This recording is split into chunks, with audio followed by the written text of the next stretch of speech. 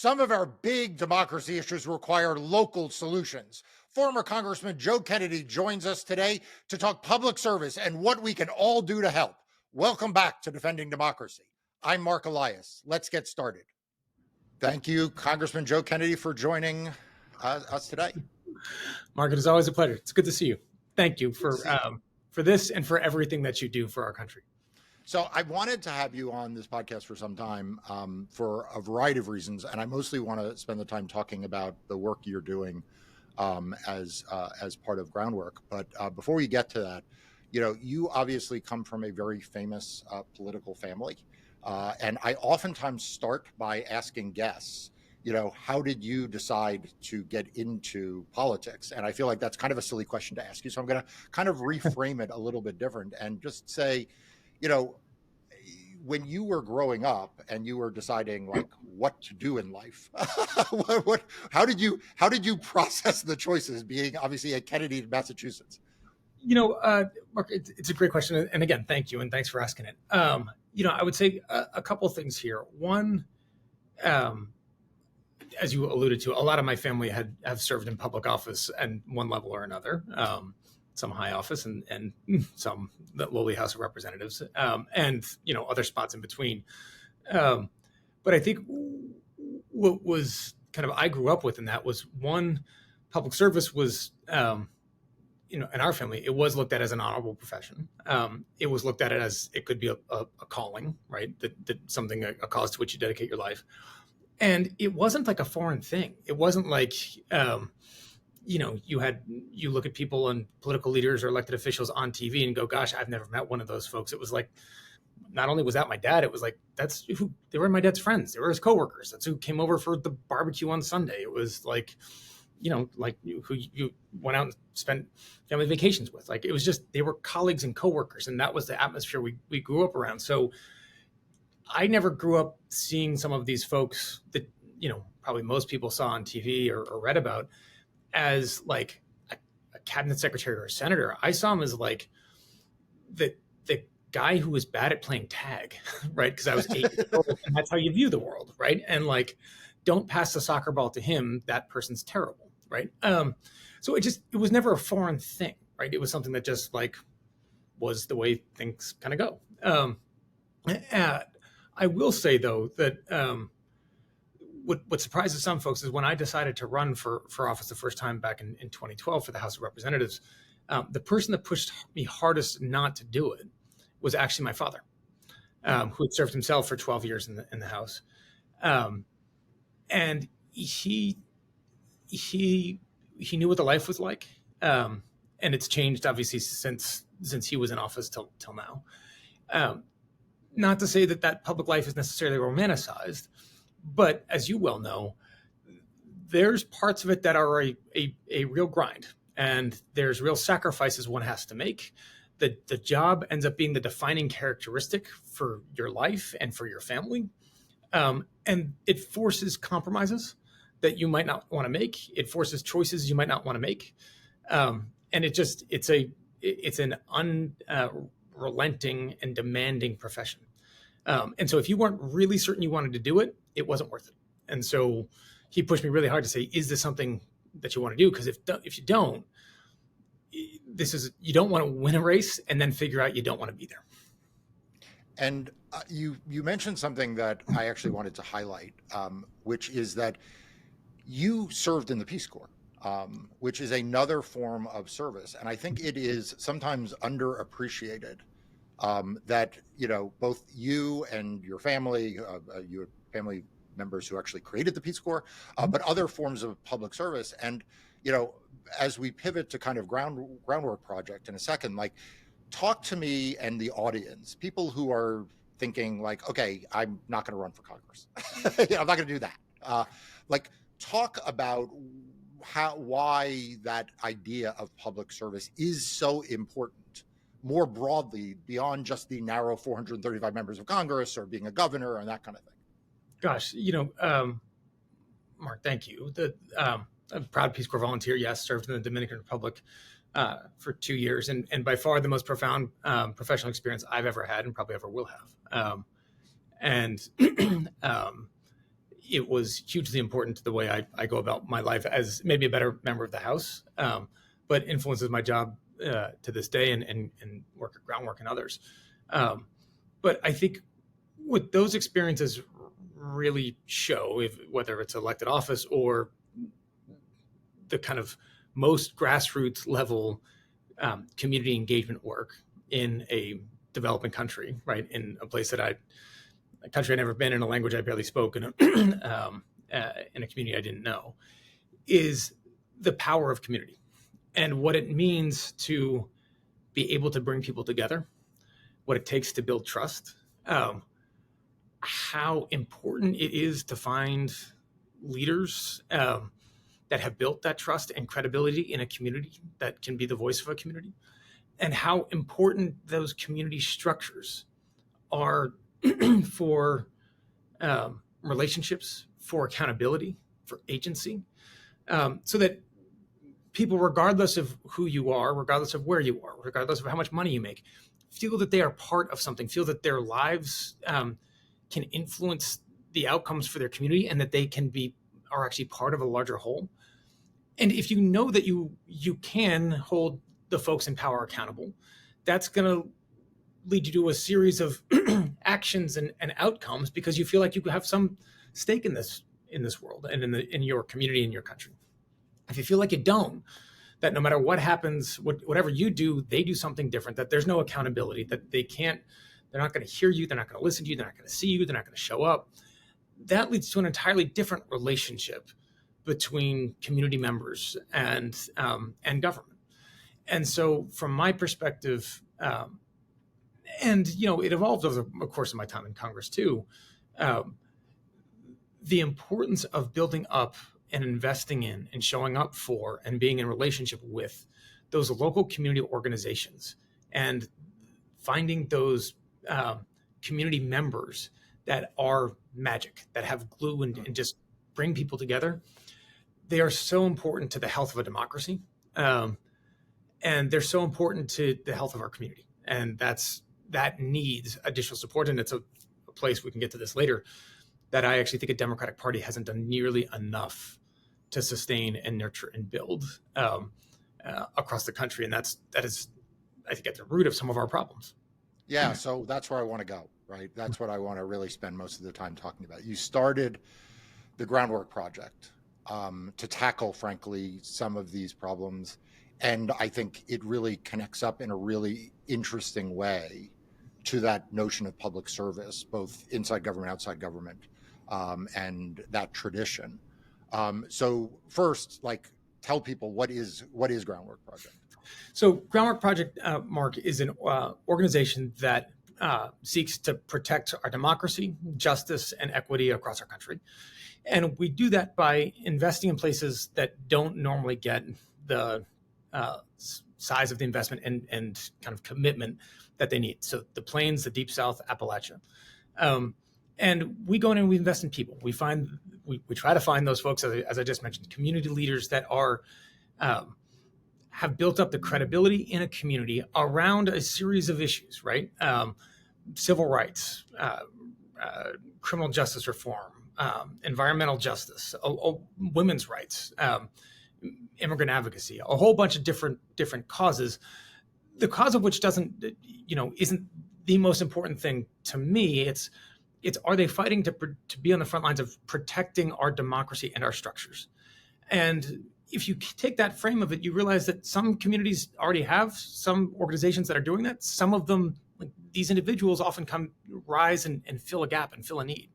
And so there's the Mississippi Workers Center, and that is founded by just this extraordinary woman in Jerry Hill in the Mississippi Delta that is organizing catfish factory workers, amongst others, to try to build up worker power in one of the places of the poorest, one of the poorest parts of our country, one of the places of greatest corporate exploitation in our country. And she's trying to fill that need. She needs a lot more resources to help build that out, to be able to do what she needs to do to help protect and expand the future of the workers in the Mississippi Delta. So supporting her, right, as an example, providing her resources, trying to build her networks and wrap around additional services that she indicates that their organization, Mississippi Workers Center, could benefit from to be able to be more effective in their community. And that's what we're about. It's recognizing that there is this huge gap, but that gap, when magnified or when extrapolated, creates these fissures in our society where people don't feel that connectivity. They don't feel the agency. They don't feel that there's the accountability. And so you don't engage, or you withdraw, and other forces come in that exploit that fragmentation and become the forces of anti-democracy. So it's no surprise then there that we see in these places, the plains of deep South Appalachia, the states that we're in, Alabama, Mississippi, Oklahoma, West Virginia, that these states are ground zero for some of the cutting edge fights of our time, right? Where voting rights are undermined again and again out of Alabama, where Roe was taken away out of Mississippi, where the Clean Air Act is undermined out of West Virginia, where separation of church and state is targeted in Oklahoma. Why? Because the forces there have invested in those structures, and the other sources of investment, resources, time, effort, energy haven't come back around to fertilize the structures on the other side. Yeah, so I had on the podcast a few weeks ago Dan Pfeiffer, who's one of the hosts of Pod Save America, and I was talking to him that as I said, I usually ask people at the beginning, like, how do you get into this? And I mentioned that I had gotten to know Dan because he was working on a South Dakota Senate race that I was also working on, and he had done a lot of work when he was a political operative in South Dakota, in Indiana, in a lot of states that at that time, in the late 90s, the early 2000s, we're still electing Democrats, right? You had a Democratic governor in Oklahoma, for example. Mark, in 2008, we had 60 U.S. Democratic senators, right? Yeah. 60 in 2008, right? Like, we forget, it wasn't that long ago. Yeah, and I'm going to ask you sort of the same question I asked him, and he was focused, the question there was more about like the upper Midwest, but I'll ask you the same question about the states, kind of the areas that you're talking about. Like, these used to be either Democratic strongholds or at least places in which Democrats were running relatively competitive elections. I'm just curious, like, what happened? Gosh, so you can literally write books on this, and I have not. But you know the answer here as well as I do. I'll give it a shot. You can critique it. A lot of things happened, right? And some of that I think was political choices that probably weren't the right ones. Part of that is just like rural urban migration that we've seen, where you've gotten just a huge transition of folks from rural America to urban centers. You've got those across the country.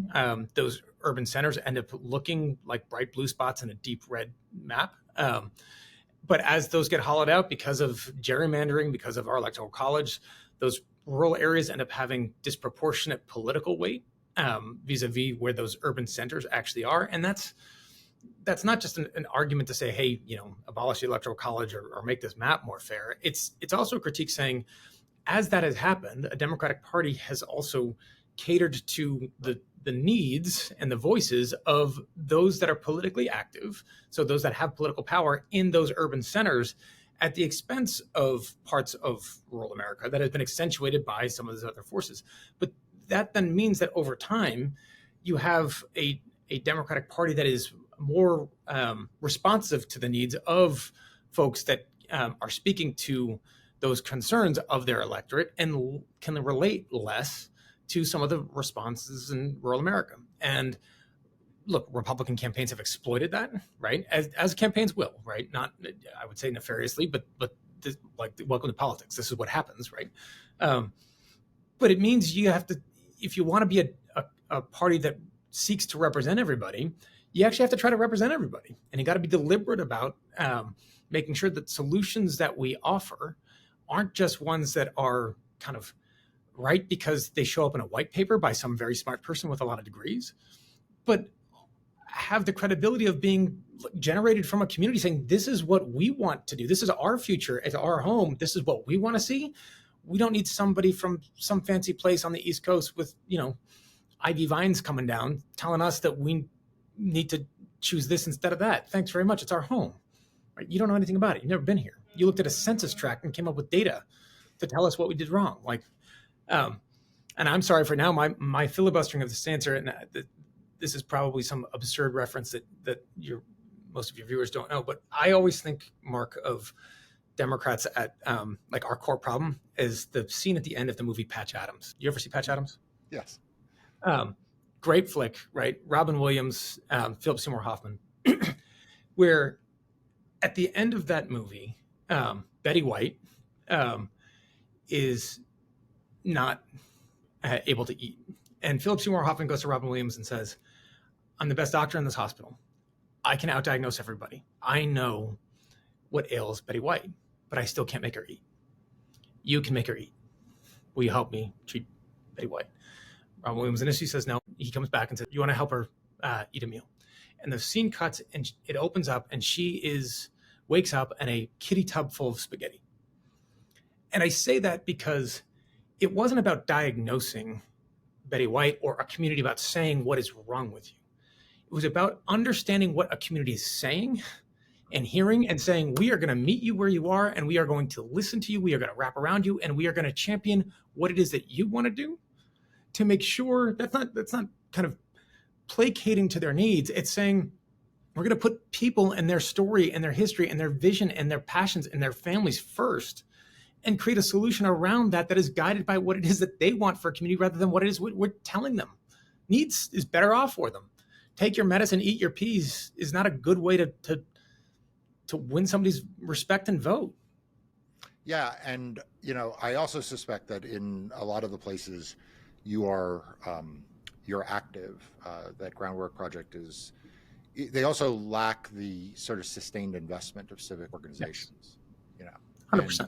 And I think that is underappreciated because in large urban centers, New York City, Boston, Philadelphia, like that, there are other structures that are in place that sort of play that role.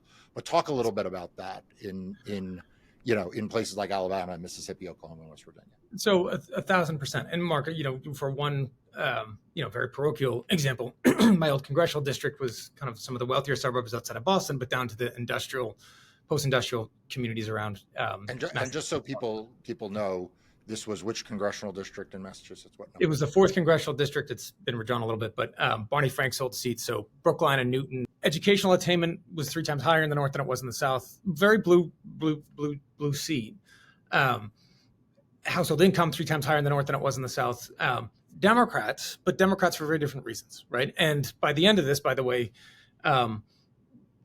the strongholds, to the extent that Donald Trump had a stronghold in Massachusetts, some of them were in that more post-industrial sector in the south of the southern part of the state. So the point here was that you had to try to find a way to, part of my job was to try to find a way to translate the needs from the north and their perspectives that were guided by a lot of kind of major seismic issues around climate change and foreign policy and such, with the local needs of a community in the south where energy costs were a real thing, because you had small manufacturers that if their energy rates went up by a couple of cents per hour, like they had to fire people.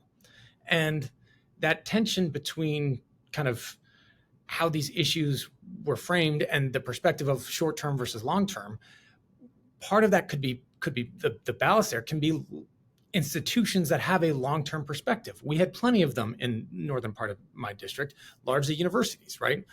Harvard, MIT, BC, BU, Boston Foundation, well-financed community foundation that has grant money that is giving, investing back into a community, but can, put down studies to say, hey, this is what we think the long-term view for Boston should be. And the mayor might say this. Sometimes they're aligned, sometimes they're different, but they can force a debate. They can force a community discussion.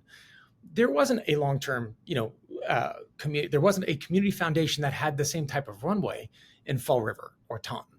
There wasn't the ability to kind of create some of that same vision dedicated to the South Coast, or the same level of universities that could serve as a ballast when, town revenues weren't so high because there was an economic cycle, right? Or a downturn in the economy. So you need to have those organizations and institutions that can carry on, not just in terms of, local nonprofits that are doing human service work, but, an environmental foundation that isn't, again, necessarily focused on like global issues on climate change, but what does climate change mean when you're talking about runoff into Mount Hope Bay? What does it mean when you're talking about contamination of the Taunton River? What does this mean for local taxpayers when we keep paving surfaces and so water goes from being absorbed into the land into stormwater systems that weren't built, or were built 150 years ago that can't accommodate now this level of water because of climate change, and that's going to be an increase to a tax back on local communities that can't afford it. Well, where's the local organizations that are doing that advocacy to educate local populations and then to come up with ideas that can be pushed for local legislators and city councils, but also then hold some of those folks accountable? If you don't have those resources, gosh, those communities become untethered to some of that support. It becomes much harder to be able to navigate. So in places like a Boston, as you said, Philadelphia, New York, where you could shoot a golf ball down a street and find dozens of these organizations. Right. Rural Alabama doesn't have that. Mississippi Delta doesn't have that. And to the extent that they have it, they might be on a couple of issues, but they're not on the swath of issues that you would see in a Boston or a Cambridge or a New York. And that has major consequences in the long term, where you can't then bring people in and literally exercise the democracy muscles that are what it takes to keep a democracy healthy. And that's what Groundwork is all about trying to invest in those individuals, in those organizations to be able to make sure we have a healthy democracy. And you've mentioned several times, one of the passions of you and Groundwork Project is, enabling a healthy democracy and to ensure that we have a democracy. And I think it's really important because so many of our viewers and listeners who are in the more urban areas or the higher income areas, when they think about democracy issues, frankly, the way I often talk about democracy issues, we are talking about free and fair elections. We're talking about voting rights and things that are critically important. But I think part of what you're getting at is that if you are in a rural community that doesn't have the basic institutional structures to translate the popular will or the underlying needs of the community into solutions, regardless of whether there are elections or not, like if it can't yield practical effects that are going to benefit people's day-to-day lives, then it does have a kind of, it collapses people's worldview about the importance of democracy. Amen. And so you said that point so well that I'll steal the framing of it. One of my concerns with kind of the framing of an election about democracy protection, well, for folks that don't feel like their system is seeing or hearing or responding to them, protecting that system isn't actually a solution. It's perpetuating a problem. And that problem isn't saying the answer isn't a strongman. It isn't authoritarianism. The answer is a better, healthier, more robust and invested in democracy. And so what we have to do, though, is recognize that those organizations, those institutions that exercise that back and forth, that accountability and agency that, folks in Greater Boston are accustomed to seeing. And there's a gajillion nonprofits out here. There's a bunch of, activists on all sorts of different issues.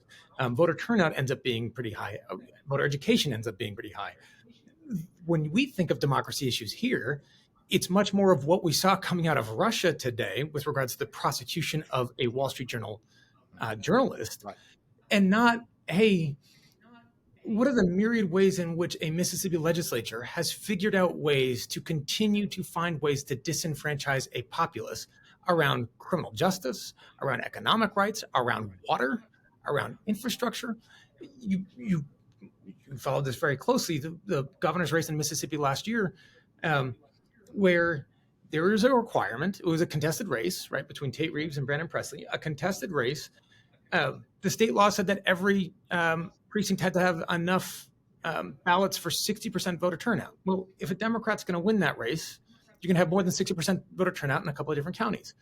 What happened in a couple of those counties? They ran out of ballots, right? And so this isn't necessarily like these high forms of democracy protection that sometimes we think about. It's, are we making sure that people can make a minimum wage or raise the minimum wage so that they can afford to feed their families, so they can afford to take a shift off because election day they don't get off, so that they can go and make sure that their community votes? And All of these systems And are interlinked, and that's where this advocacy all comes together. and it's interesting you mentioned the issue of a living wage and having election day off, because people oftentimes ask me, do I think that election day should be a holiday? And I say, this is my honest answer, like, sure, Right. yes. But the But problem is not that it's not a holiday. The problem is that people can't afford to take off from work. So you can make it a holiday, but for those workers, they may still say, you know what, I'd rather get overtime yeah, because I need the money, right? yeah. Like it is ultimately, like, honestly, the what you are solving for when you say we need to make it a holiday is actually not solved for by making it a holiday. If in fact you still have too few polling places, you still have long lines, you still have people who have economic insecurity and don't have childcare. I mean, the idea that we were going to make voting like uh, election day a holiday and then say no one, what are you going to say, no one's going to go to work? If no one can go to Dunkin' Donuts in Massachusetts, like there's going to be a revolution in the state in about 20 seconds, right? So like, but somebody's got to staff the Dunkin' Donuts. So okay, so how's that going to work, right? And how do we make that work? How do we? I mean, we saw this obviously with COVID so severely about the plight of essential workers and how essential they are to make our society run. Well, you make it a holiday. What? How do we treat them in this? Because the buses still need to run. People need them to get to polling locations. Okay, so how are we going to think through the agency that they're going to need in order to be able to make sure that they have the ability to care for their families? If school's not running, who's caring for their kids, right? All sorts of other challenges here that have to be right. It's not a one size fit, or it's not a silver bullet that's going to solve these problems, but the tie between economic exploitation and the ability to exercise that franchise, because voting is not something that, as you know so well, Mark, and you've dedicated your life to this, it's not something that just happens on one day, right? It is the exercise of democracy is 24/7, 365. And the groundwork, our flagship program is we make 4-year grants to local organizations of $25,000 a year in unrestricted funds, because we believe that they know how best to use that money, but to provide them some runway so that they can grow and build and expand without thinking, hey, $25,000 is a lot of money. That's great to have it this year, but if I can't have it next year, I can't build much out. Like I can buy some more office equipment, but that's about it, because I don't know if I'm going to have the ability to do this again next year. So we try to provide that runway to address part of your concern, right, of saying this needs to be sustained. Right? These people these organizations need the confidence to be able to grow and to be able to do what it is that they need to do to keep our democracy healthy. And as of now, we as a society haven't resourced them appropriately in order to be able to do that. And we are seeing the consequences of that all across the country, where it doesn't, we want to make sure those institutions are well financed in a Boston and a Cambridge and a Philadelphia. They need to be well financed in Mississippi and Alabama and Oklahoma and West Virginia and the Dakotas and Upper Midwest and the Deep South. Because if they're not, we know what will happen there. We're seeing it now cascade across the country. We'll be back with more of my conversation with Joe Kennedy in a minute. Each weekday night at 6 p.m., the team at Democracy Docket distills down the day's democracy, election, and voting news into a short summary. It'll take you just a couple of minutes to read. Subscribe now and get Daily Docket for free. Yeah, I think the other thing that I find very exciting about the work that you're doing, and with no offense to the various offices your family has held, for many people, it is important to them who the president is. It is important to them who their senator is. It's important to them who their congressman is. But honestly, for their day-to-day lives, who their city council is, who their county executive is, who their town mayor is actually more important to them. So I hope you don't take offense on behalf of your. No, But and so these groups. So what happens is the national political world, which is understandably focused on control of the House and the Senate and the presidency, and those are, believe me, I'm very focused on those as well, doesn't look at the fact that in Alabama you have a Black mayor who is essentially kept out of office by a absolutely disgraceful display of anti-democratic behavior. And there's not the same kind of focus on that kind of activity. Even though for many of the people living in the Mississippi Delta, living in Alabama, living in Appalachia, living in Oklahoma, like what's happening at their local town planning meeting is actually more important. Yes, is the short answer there, with the a caveat that obviously President of the United States matters, but we saw the consequence of this, right? Where President Biden was able to pass one of the largest investments in infrastructure that this country has seen in modern times. Mississippi has had a water crisis going on for years. The money, how this system normally works, it goes from the feds down to the states. The state officials then decide how it's spent. If those state officials aren't dedicated to solving the water crisis in Mississippi, then they're going to use it for other factors. And they didn't spend all of that money to solve the water crisis in Mississippi, right? They used some of it to do that, and they used plenty of other stuff for other stuff. But that went down to governors and state legislatures to be able to assign and decide how to best spend that money. There's some restrictions on it and guidance on it, yes. But your point, the kind of lower to the ground that you get, the more localized you can get in many facets, are the more direct impact that those elected officials are going to have on somebody's way of life. And so the challenge, though, as you also articulated, is that, look, these issues insofar as governance of the country is the president's responsibility. There's certain limitations that any president has and their ability to direct and oversee all of this work, right? And so, and again, part of that is delegated from federal to state to local. There's the way in which we have a healthy democracy is you have those local institutions, healthy local journalism, holding those local officials accountable, being able to advocate where those dollars should go. Local, again, organizations that can help guide that and help hold those folks accountable as well and create that agency. And without that, you're then kind of awash here trying to do what's best from thousands of miles away. And what we've seen is in many of these instances, other forces have filled that gap. And so they divert those funds to their own pet causes and pet places at the expense of our democracy. Isn't another, I'm not a policy expert, but isn't another example of that what we saw with implementation of the Affordable Care Act? As I understand it, there was money given to, I think, every state, right, that could be used to benefit poor citizens on Medicaid. And yet there were, tell me if I'm wrong, there were a number of Republican-controlled states that actually said they don't want the money. And still have, right? Mississippi being one of them. Mississippi, there's 230,000 people would get access to healthcare if their state took Medicaid expansion. So this was which they've still said that they cannot afford, despite the fact that the federal government will spend more than 90 cents on the dollar to pay for it, right? So a number of states, this became a huge political football at the passage of the Affordable Care Act. Many conservative states rejected those funding, Texas, Oklahoma, plenty of others, Mississippi still. Over time, many of them have found ways to accept it because the case for that, the billions of dollars of investment that would come in to make communities healthier, to address, social disparities of health, to then also invest in a healthcare system, right? You get more doctors, you get more mental health workers, you get more of everything here, and you increase the quality of life, is just too hard to deny. And so state by state, they've kind of fallen in line.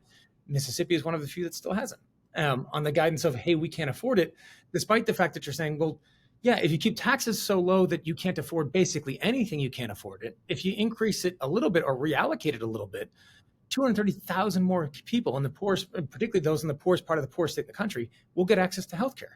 The impact of that is literally generational. And yet a local governor still refuses to do so, despite the fact that actually this past legislative cycle, the Republican state legislature voted for it. So we're seeing this actually play out now in real time, again, years later. But the consequences of that, that unwillingness to be able to make that investment in a local population is still one that is playing out across the country today. So I want to zoom out for a second for the few minutes we have left. You also have another position in government, which involves Northern Ireland, and I will spare for another day a discussion of that.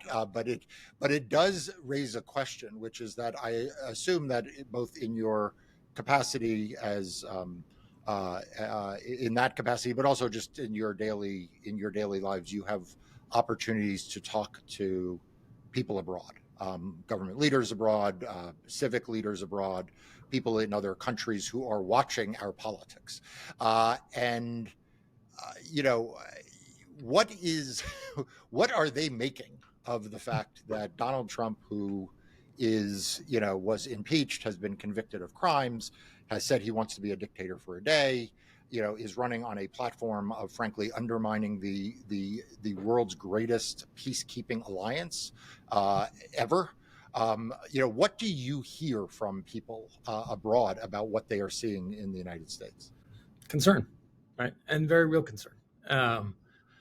And Mark, the Northern Ireland piece, I actually think is very relevant to these times, right? And we can touch on that in a second. But what I hear from leaders from, particularly in Europe, but where I'm in contact with more leaders from Europe than in the United States and other places, Russian aggression in Europe is not like something far away and over there, right? We've seen this movie before, we've lived it. And by the way, for those folks in London, like there was a bombing of Britain, right? And like this war came to our shores. And for even folks in Ireland, U.S. troops were based there at one point on the way over into Europe. And so this isn't like an ephemeral thing of, oh gosh, it's a country far away, we don't really know where that is. It was part of Russia at some point. Who cares? It's no. What's going to happen here if we don't pull together around these very basic structures, are that borders are borders, and that aggression and invasion is not condoned, or we don't turn a blind eye to it, this isn't going to stop. There's other places that are next. And so there's real concern about what that means. And again, not in some ephemeral sense, but in terms of the personal security sense of it. And so that's a big thing. Like, Ukraine and support for Ukraine comes up in conversations over and over and over again at kind of the top of the list, not as like issue 10, number 10 down, right? The other thing, though, that I just want to bring up, because you referenced it, is Northern Ireland vis-a-vis our politics today. It's been fascinating to be there, to back and forth there, and to be in this position now. Northern Ireland, as you know, went through not just a brutal 30-year-long guerrilla conflict and guerrilla civil war through the late 60s, 70s, 80s, and 90s. But there was a lot of conflict beforehand, right, between Catholics and Protestant and Irish and independence movement and all the rest of it, going back hundreds of years. You have new political leadership there now, led by two women from different political parties, different religious backgrounds, both in their 40s, that are espousing a very different vision for the future of Northern Ireland, and both have their own idea of what that should be. And there's they're not the same. The political parties there are exercising a degree of restraint that would shock most Americans today, particularly given the fact that the outcomes that, one's deliberately seeking the unification of Ireland, and one is, carrying forth unionism and the cause of keeping Northern Ireland as part of the United Kingdom. So these are big topics with big implications. And yet there's a degree of restraint that they are showing because, in my view, they know what happens when you cross that Rubicon. They've been there, their society has been there, and no one wants to go back to it. So Mark, part of what I keep saying on my trips over there is the United States has an awful lot to learn from Northern Ireland at the moment, from what political leadership looks like to be able to advocate strongly and fiercely for your identity and your belief, but to recognize that after 30 years of just brutal violence and trauma and pain and hurt that hit everybody, what happened still in 1998? Unionists were there and Republicans were there. Folks that wanted unification of Ireland were there, and folks that wanted to maintain access to maintain as part of the UK were there.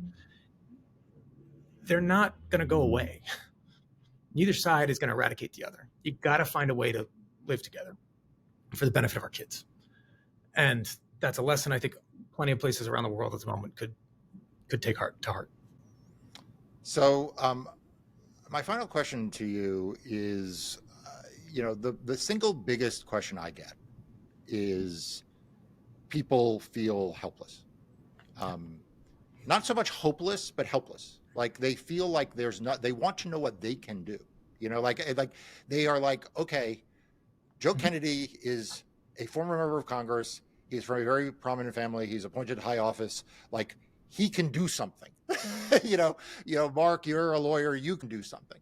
And I have to imagine, Congressman, both in your time in office when you would meet constituents, now when you meet people in your work with, in really the some of the most underserved communities in the country.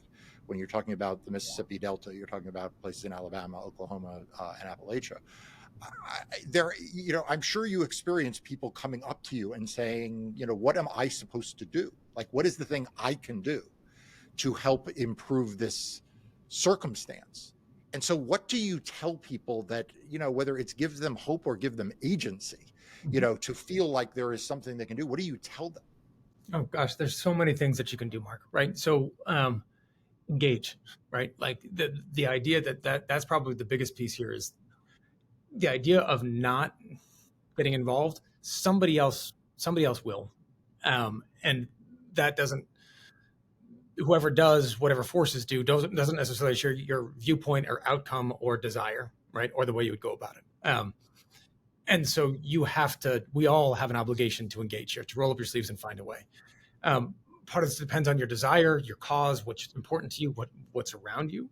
But there's nothing that stops you from starting a little community group to do a park cleanup, right? There's nothing that stops you from pulling people together and, creating a little mentoring, opportunity for young kids, so that young parents that are working extra shifts at that Dunkin' Donuts or some other place to get a little bit of extra money so that they can have childcare that is otherwise bankrupting families around this country.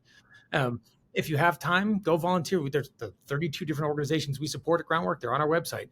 You can support them directly. You can call them up, go down, visit them, volunteer with them. I was down in Biloxi, Mark, visiting one of our partners, Mississippi, a couple of weeks ago. Had this amazing lunch with that was part of this old converted kitchen after this high school got shut down. A local state rep was there and took me across the street and showed me the summer camp that he had created for local kids in the community. And I said, that's amazing. We're like, how do you raise the money for it? And he said, person by person, whatever else, but whatever I can't fund, he then cuts the check out of his military pension from 22 years in the Army. Right. But and I said, Jesus, that's a heavy thing to do. And he said, these kids deserve a future. Their parents need to work. And if not me, then who? These are communities that are doing everything they can to try to care for each other amongst resources that they just don't have.